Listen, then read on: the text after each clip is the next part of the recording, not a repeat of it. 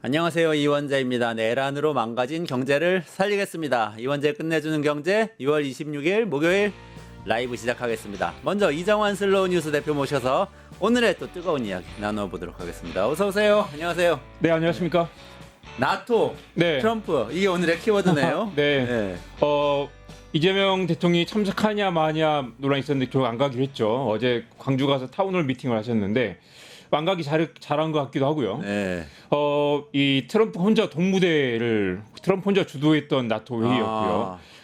거의 그 트럼프 충성하는 가뜩이나 지금 트럼프가 지금 이 독이 올라가지고 전쟁을 뭐 키우고 있잖아요. 그래서 이제 나토 그 의장이 엄청 또 아부성 발언을 하기도 하고 그랬습니다. 근데 뭐라고 그랬어요? 뭐 이 탁월한 결단이었다 그런 얘기도 했고요. 그 이란 네. 폭격한 거 얘기하는 네네. 거예요?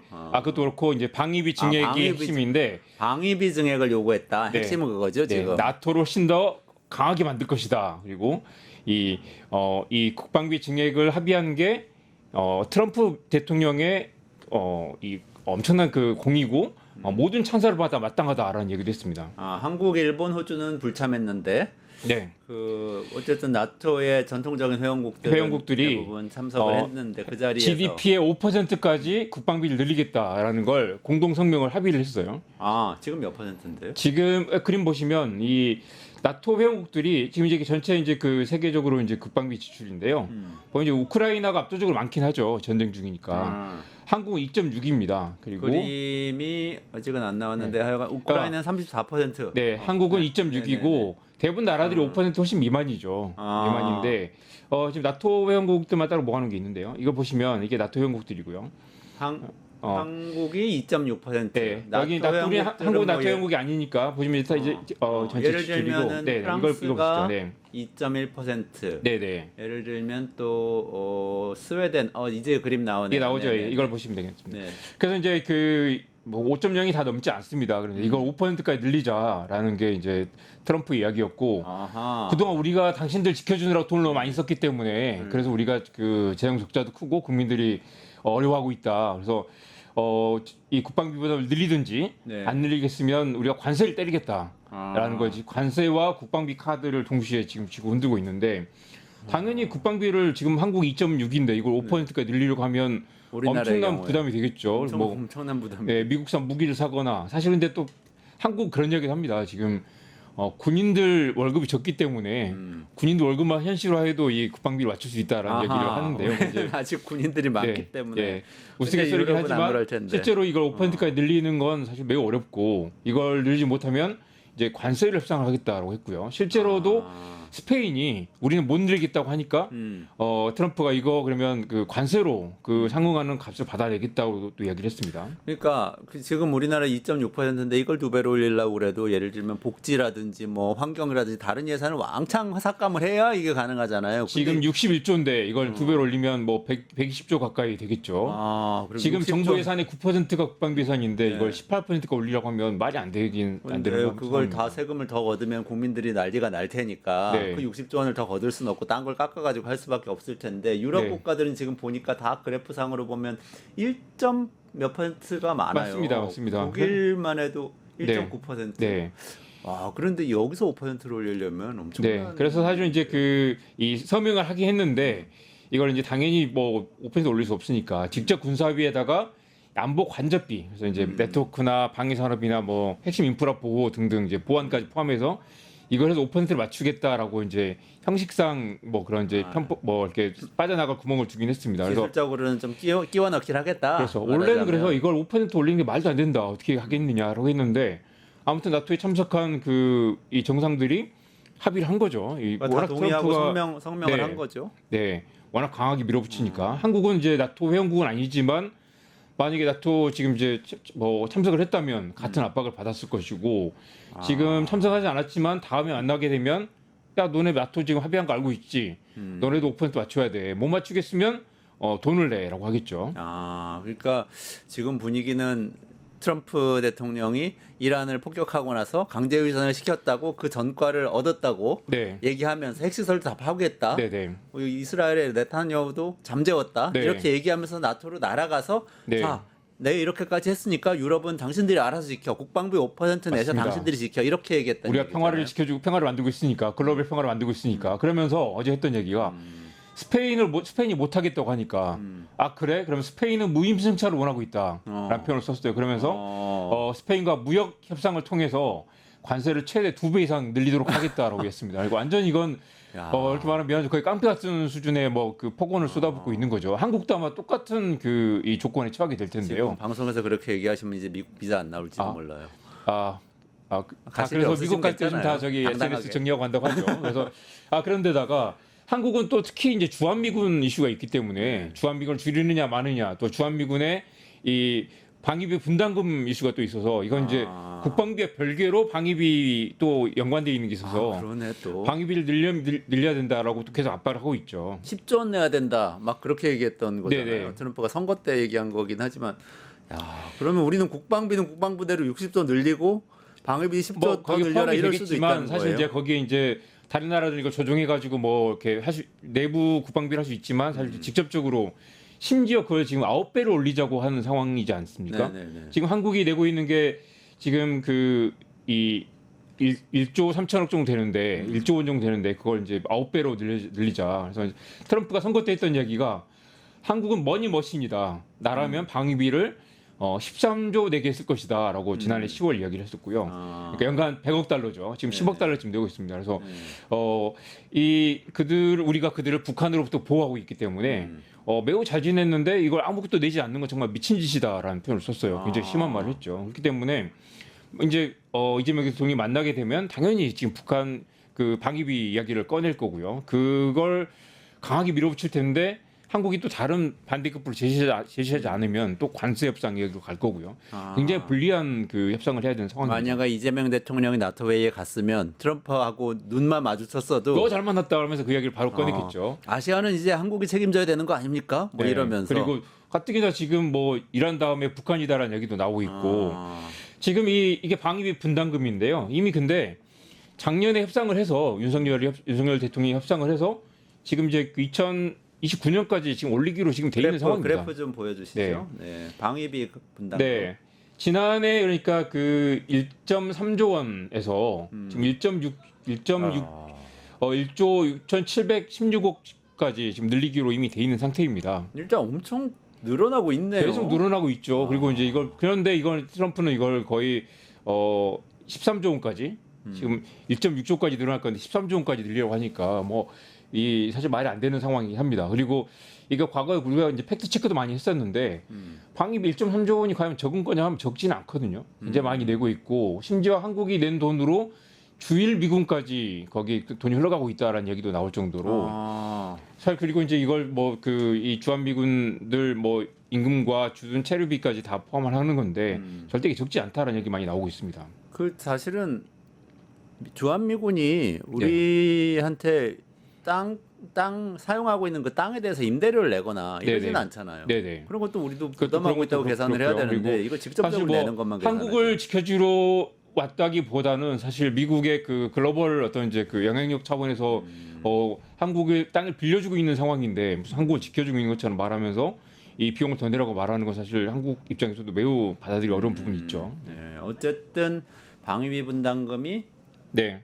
한미 정상회담이 곧 열리긴 할 텐데 어떤 네. 형식으로든 그러면 방위비 분담이 될 분담금과 거다. 나토에서 이야기한 이제 국방비 5%, 국방비는 2배로 올려야 되고 방위비 분담금은 무려 9배로 올려야 된다라고 강하게 압박을 할 텐데 한국이 내놓을 카드가 무엇일지 이제 이재명 대통령이 굉장히 그 부분 고심을 하셔야 될 것 우리 같습니다. 같이 고민해봐야 되겠는데요. 네. 나토에서는 어쨌든 국방하고 관련된 직접 비용을 3.5%, 간접 비용을 1.5%라고 네. 해서 네. 일단 3.5%가 직접 국방비인 거잖아요. 간접 비용은 약간 좀 다른. 간접 비용을 그래서 다르게 이제 뭐 끼워 넣을 수 있는 사이버 건데. 보안이라든가 그런 네. 것들 포함하면 이제 좀 퉁칠 수는 있겠죠. 사실 근데 국방에 필요한 AI를 개발한다든지 이런 데 네. 돈을 쓰는 것도 간접비라고 또 네. 주장할 수도 있는 그런 거잖아요. 사실 어느 나라도 국방비를 아무리 미국 대통령이 압박한다고 해서 갑자기 2배로 올리긴 쉽지 않지 않겠습니까? 그렇죠. 그런 네. 부분이 있는데 한국은 가뜩이나 주한미군 때문에 지금 방위비에 대한 그 압박을 또 견뎌내야 된다라는 거죠.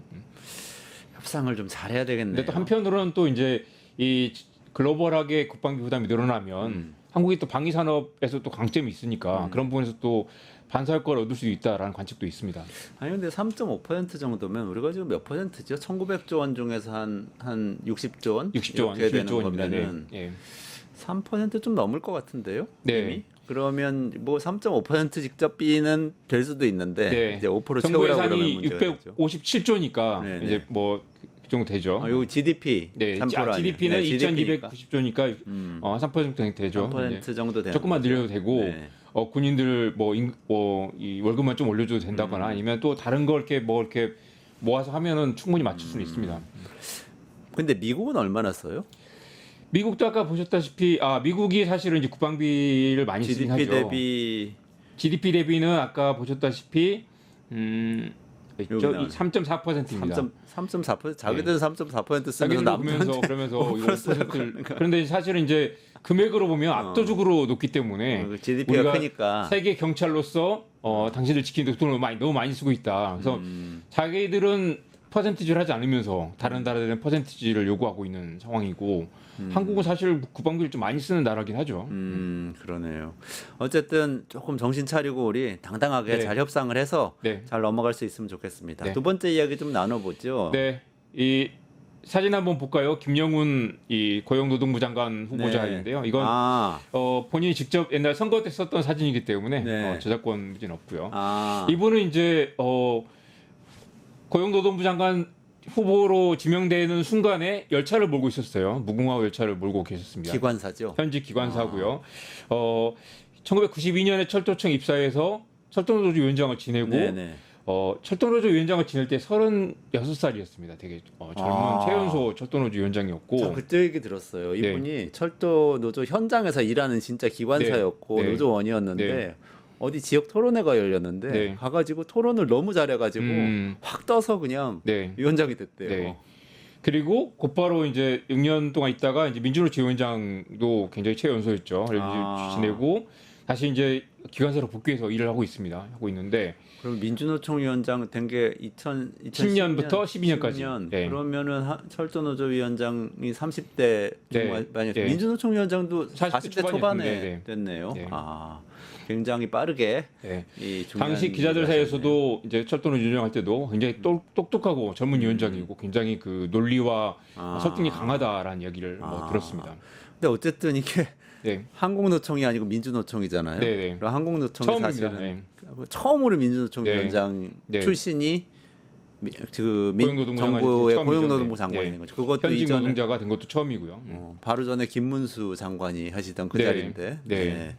굉장히 급격한 변화가 있을 것 같아요. 어떤 그래서 변화들이 또 재밌는 거 어제 오늘 나온 이야기는 이런 좀 참신하다는 생각이 듭니다. 지금 뒤에 우리가 이제 최저임금 이야기를 좀 보겠지만 최저임금이 가장 또 첨예하게 부딪히는 데가 또 편의점이잖아요. 네네. 그런데 이제 이게 을을 간의 갈등을 부추겼다. 그래서 이제 사실은 편의점 노동자들도 편의점 점주들도 사실 굉장히 이 본인들이 직접 뭐 가게를 보기도 하고 굉장히 고생을 많이 하잖아요. 그리고 사실 편의점 노동자들이 본사와 이 노동권을 협상해야 되는 그래서 이게 좀 조건을 좋게 가져가면 이쪽에 이제 알바생들과도 같이 동등한 조건에서 좋은 조건이 논의할 수 있을 텐데 이미 편의점주들이 프랜차이즈 본사와의 관계가 되게 정당하지 않기 때문에 이런 을을 갈등이 심해지고 있다라는 얘기를 했고요. 그래서 이런 접근은 굉장히 새로운 것 같아요. 우리가 최저임금 올려야 된다라는 이야기를 계속 해왔고. 근데 그 접근을 김영훈 장관이 지금 그렇게 얘기하고 있는 건가요? 오늘 얘기했습니다. 오늘 얘기했어요. 네네.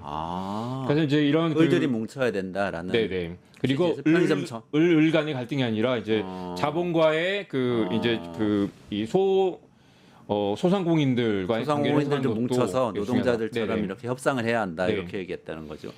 중요한 얘기를 했네요. 그래서 오늘 이제 최저임금 이야기 몇 가지 나온 걸 좀 살펴볼 네네네. 텐데 네. 이 뭐 파이터치 연구원이라는 좀 약간 수상쩍은 그 연구 기관이 있습니다. 거기서 나온 자료를 오늘 아침에 여러 신문에서 인용을 했던데 이거 좀 약간 비판적으로 좀 살펴보면 좋을 것 같습니다. 네네네. 보시면 일단 그 최저임금이 올라가면 정규직과 비정규직 간의 이 근로시간 격차가 커진다라는 이야기예요. 시간 격차. 네. 그래서 그 그림이 하나 있는데요. 보시면 이게 지금 연도별 최저임금이고요. 그림 한번 보세요. 연도별 최저임금인데 제가 이 그림을 어디서 기사에 썼더니 이런 그림을 잘못 쓰면 안 된다. 네. 최저임금이 굉장히 많이 오른 것처럼 잘못 보여줄 수 있는 그림인데 많이 그렇죠? 오른 거 아니에요? 사실 숫자로는 많이 올랐죠. 이렇게 보면 이제 최저임금이 많이 오른 것처럼 이제 부정적 인식을 줄 수 있다는 거죠. 그래서 이제 하긴 물가는 반영이 안 됐으니까. 네, 실제로 또. 보면 이제 이 그림은 평균 임금과 비교를 한 건데요. 주 40시간 기준으로 비교를 한 건데 맨 밑에 파란색이 최저임금이고 노란색이 정규직 임금, 그다음에 파란색이 녹색이 비정규직입니다. 그러니까 이제 최저임금 받는 노동자들은 사실은 이 격차가 계속 더 커지고 있는 평균 임금 대비 격차가 커지고 있는 상황이라고 할 수 있고요. 그러네요. 그리고 물가하고도 비교해 보면 윤석열 정부 때는 물가 인상률에도 미치지 못하는 네. 그런 모습을 볼 수 있습니다. 그리고 그리고 지금 오늘 이제 자료에서 나왔던 거는 이제 노동 시간이 격차가 난다라는 건데요. 이거 보시면 이제 이 노란색이 단시간 근로자, 빨간색이 비정규직 근로자, 그리고 파란색이 정규 근로자인데 전체적으로 노동 시간이 줄어들긴 하죠. 그런데 이제 비정규직 노동자들이 노동 시간이 줄어들면서 노동 시간이 줄어든다는 건 뭐예요? 시간당 임금인데 더 열악해진다는 전체 소득이 거죠. 준다는 거겠죠. 그래서 이제 네. 이거를 보면 그런 얘기 많이 하죠. 아이스크림 판매량과 해안가의 상어가 출몰하는 확률이 비례한다라는 그런 이제 뭐 통계적 오류를 많이 이야기하는데 아이스크림 판매량과 바닷가에서 판매량. 아이스크림 판매량과 상어가 출몰한 횟수가 상호가 출몰한 비례한다라고 하죠. 갑자기 이게 잘 인식이 안 되는데요. 너무 동떨어진 얘기라서. 근데 뭐냐면 여름에 아이스크림 많이 팔리고 여름에 상어 많이 나타나기 때문에 상어가 그러면 출몰한 횟수와 바닷가 매점에서의 아이스크림 판매량이 비례한다는 거죠. 그걸 들으면 근데 마치 상어가 아이스크림을 좋아해서 자꾸 나타나는 것 그렇습니다. 같이 그래서 들리는데. 아이스크림 많이 먹으면 상어 나타난다라고 잘못 판단할 수 있는데 이런 경우도 보면 최저임금이 오르니까 노동시간 격차가 커진다라는 거는 완전히 그 동일하게 나타날 수 있지만 전혀 인과관계나 상관관계가 없는 숫자를 비교하는 게 되겠죠. 인과관계는 입증할 수는 없겠죠. 네. 근데 아마 거꾸로이지 않을까 싶은 생각도 드는데요. 임금이 오르면은 노동 네. 시간이 줄어드는 경향이 있을 수는 있죠. 잔업이나 뭐 이런 것들이 좀 이 그림 보시면 야근이 이제 줄어들고 이러면서 기본적으로 한국이 노동시간이 높기 때문에 정규직, 비정규직이 계속 노동시간이 줄어드는 건 맞고요. 네. 맞고 특히 이제 그 최저임금 노동자들의 노동시간이 줄어드는 건 특히 이제 주휴수당이라고 하죠. 15시간 주 15시간 이상 일하면 20%를 주휴수당을 줘야 되는데 주휴수당 안 주려고 최근 몇 년 전부터 폐지할 알바를 월수금 화목토로 쪼개거나 아니면 토요일 일요일만 근무하는 그래서 이제 편의점 알바하시는 분들이 알바를 2개, 3개씩 쪼개서 다녀야 되는 그런 일들이 많이 네, 있습니다. 네, 네. 그러면 이제 주휴수당을 안 주려고 꼼수를 부리는 거죠. 그런 것들 때문에 이제 전체 노동시간이 줄거나 아니면 이제 계속해서 이 시간제 노동자들이 더 열악한 조건에 처하게 되는 그런 측면이 있는데 그게 최저임금 때문은 아닌 거죠. 네. 최저임금이 오르는 것과 사실 이제 그런 편법을 바로잡는 것은 뭐 단히 다른 문제인데 네. 그렇게 좀 왜곡하는 측면이 있고요. 네. 이 그림 한번 보시면 이게 이제 최저임금 미만율이라는 겁니다. 최저임금을 올려도 최저임금을 못 받는 분들이 계속 늘어나고 있다는 거죠. 그래서 이제 작년 기준으로는 무려 276만 명이 최저임금의 혜택을 받지 못하고 있습니다. 이 말은 뭐냐면 5인 미만 소규모 사업장이기도 하고 사실 그리고 요식업이나 아니면 이제 좀 작은 사업장들에서는 최저임금을 안 준다는 거죠. 최저임금이 올라도 최저임금의 사각지대가 크다라는 건 이건 완전히 다르게 접근해야 될 문제인데 이 어떤 이제 이런 연구 기관들에서는 최저임금 올렸기 때문에 못 받는 사람이 생긴다라는 식으로 완전히 원인과 결과 뒤집어서 말씀하시는 분들이 있는 네, 거죠. 너무 좋아해서 하면서 많은 언론에서 받았었죠. 여기에 우리 네. 언론에 문제가 있는 것 같습니다. 정확하게 인과관계가 있는지 없는지 언론 스스로 이제는 판단하고 분석해서 정확한 인과관계인지 아닌지를 독자들에게 언론이 알려줘야 되는 시대가 왔다. 그냥 받아 쓰는 전달 저널리즘 이제 끝나야 된다 이런 생각이 드네요. 마지막 그 말씀을 드리고 싶은데 최저임금이 올라갔는데 더 격차 커졌다면 거기서 이게 문제다라고 얘기를 해야 되는데 거꾸로 최저임금이 올라서 격차 커지고 있다고 말하는 건 완전히 원인과 결과를 뒤집는 잘못된 판단이다. 볼 수 있겠습니다. 알겠습니다. 오늘 여기까지 해야 될 것 네. 같네요. 네, 이정환 슬로우 뉴스 대표님하고 지금 오늘의 뉴스 살펴봤고 이 대표님 고맙습니다. 네. 유튜브 구독하고 실시간 채팅과 댓글을 남기시면 매일매일 7천 TTCO를 드립니다. 참여 방법은 통통물 어플을 다운로드하고 회원가입과 로그인을 해주세요. 마이페이지에서 나의 회원 고유 번호를 복사해주세요. 유튜브 구독 후 실시간 채팅이나 댓글창에 고유 번호를 한 번만 입력하면 준비 끝! 지금 유튜브 채팅과 댓글 쓰기 참여하고 실천 TTCO 받아가세요.